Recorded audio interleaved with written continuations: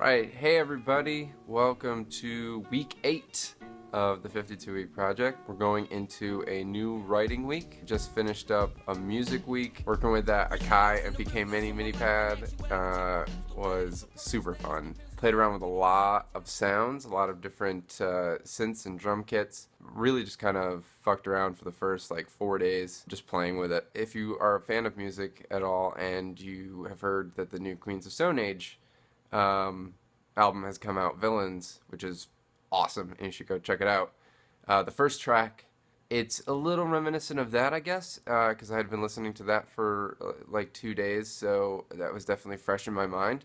So it's definitely got a little bit of that fun rock, like Queens of Stone Age, but with more synthy sounds, and I kept the drum section really simple and just did a clap, bass drum, and a snare, and that was pretty much it. I'm going to do a little bit of hi-hats maybe later, but this was one of the first songs that I really kind of made space for vocals. So it's going to be interesting to go back later when I go through these songs so it'll be week 13. At the end of the first quarter of the project, I'm going to go through all of the music that I've written over the past couple weeks, and I'm going to kind of edit each song. Just spend like a couple hours each day, maybe a couple hours twice a day on each track that I've done. Basically just try and like touch up everything, make room for vocals. My music is good. It's not great. It's not the best music you've ever heard. It's been a 5-year-long project of trying to get better at composing, producing. I always thought I had a good ear, or that it could be better, so kind of fine-tuning that and picking out, good sounds, interesting sounds that get people involved. So that's kind of where I'm at with the music right now.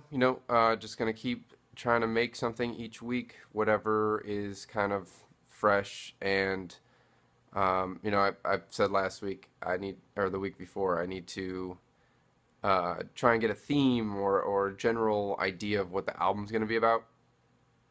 As far as the music's going right now, I don't really have that, so I'm not going to stress it, because that was kind of putting a block on what I was trying to create, I think, mentally. Maybe not like consciously, but subconsciously.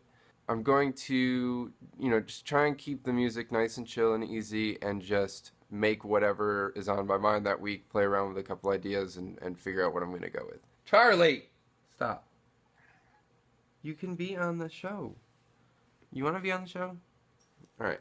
Everybody, this is Little Boo Boo. She wants to play with blinds because she feels like she's being left out. So, everyone say hi to Charlie.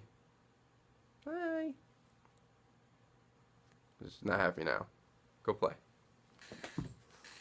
Yeah, where were we? Oh yeah, the comic. So I posted the second rough draft of the first issue on Reddit, and it didn't get a lot of views the first day. Posted it to Facebook, try and get a little bit of friends and family just to kind of look at it and tell me what they think. And I posted it to our graphic novels on Reddit, and actually got some pretty good traction from that. I think we're up over 250 views right now, so maybe 20 of you have read it. But that's good for the first week. We're gonna keep this thing going till probably like the 12th week. And so that way, it gives everybody like a month, and I can continue to promote it on social media and try and get some attention drawn to it. I finished issue 4 last night. It changed a lot, actually. I thought I had my idea was pretty solid, and then I pretty much scrapped almost, I'd say at least half of it, and rewrote the ending again. So it was 3 different endings I went through for the 4th issue. Came out with one I feel like is really strong. Actually had 2 fight sequences in this issue As of right now, there are 0. So I took both of the fight sequences out because I feel like these characters' backstories are strong enough and dramatic enough that you don't need that added, fight hoopla going on. It could just be about the characters. So as this project has emerged from my brain, people take parts of things that they love, different pop culture items that they draw inspiration from. So I've been noticing things that I want this to emulate and pay homage to. The name of the comic has been posted. So it is called Seventh Cycle, and everything is sevens. So I feel like 7 is a very important number when it comes to characters and heroes, specifically in a group type genre writing. 8's too many. 6 is okay, but it doesn't have that roundness. 5's not enough, and 5 almost paints this picture of superiority. 9, what are you, a bunch of shadow assassins? Like, it doesn't really work with heroes for me. 10 is far too many. 3 is okay. 4 is a good transitional number. 3 and 7 kind of have this roundness to them. Kind of like 5, but 5 and 10 to me are like royal numbers, right? 3 and 7 are complete. They're prime numbers. There's just a lot of stuff going on there as far as different symbolism is concerned. Now you might be thinking, oh, the Magnificent Seven. But that trope of 7 heroes and 7 things has been done a lot. It's been done in a lot of different various forms that aren't as apparent. And it's been done in forms that make it very apparent that they're paying homage to it. Now, I'm paying homage to it, but I'm expanding this theory of 7 throughout the entire comic universe. Everything is based on 7.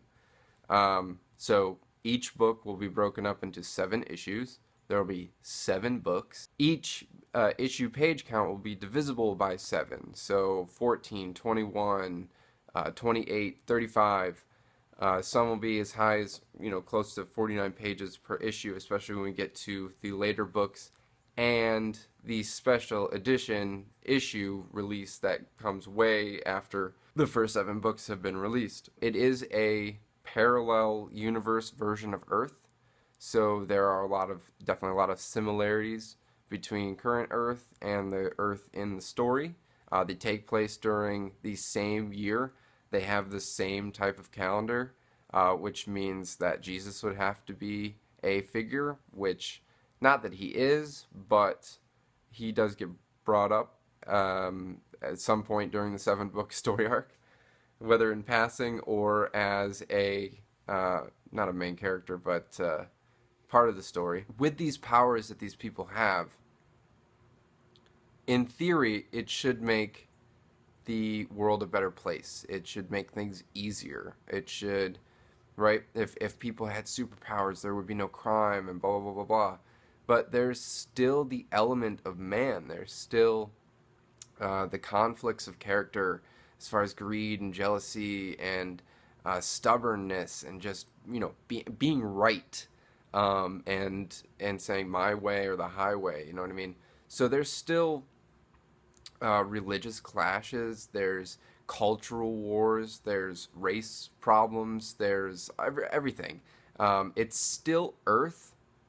It's just that some people have these abilities that could or could not make their lives a little easier. Most of the time it makes their lives much, much harder. So yeah, but keep paying attention to the release. I'm going to keep promoting it, so if you get sick and tired of seeing it and you still haven't read it, just read it. Pass it along to somebody so maybe they can leave a review. So far, I've gotten 1 review. It was, I'd say, mostly positive. They, gave me praise for, the the writing and the interesting concept. They did give me some tips to go somewhere and write it in more of a comic book script style, which I fully intend on doing. I'm going to wait until at least the first book is completely done to my standards, and then I'll change it into a script.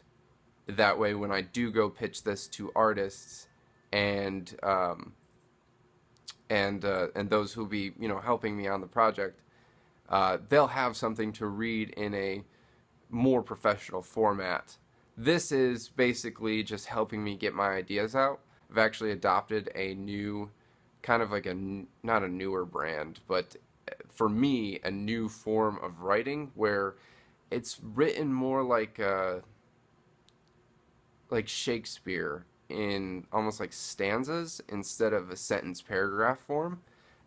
This allows me to keep that narrative in my head, delivering in sentences where just enough needs to be laid out in the sentence, and I don't have all these super long run-on sentences that don't get the story across.